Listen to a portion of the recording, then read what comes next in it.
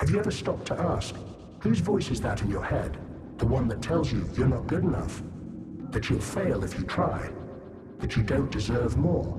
That voice isn't you, it's a program, and someone installed it. Let's trace it back. Childhood, that's where it begins. You were born whole, curious, wild, creative, but then came the conditioning. Parents, teachers, religious leaders, they passed on their own fears, doubts, and insecurities, not because they were evil, but because they were programmed too. You're too loud, be realistic. That's not how the world works. You should be ashamed of yourself. Each phrase, a line of code in your operating system. Your inner critic is just an echo of their unresolved wounds. Then came society, TV, movies, social media. They refined the code, taught you how to compare, how to conform, how to hate your reflection if it didn't match their mold.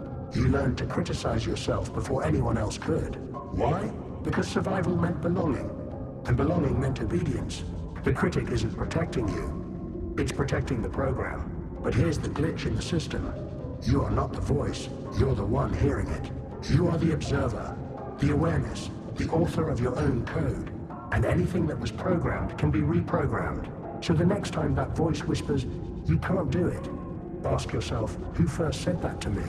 Trace the thread, expose the source, delete the virus.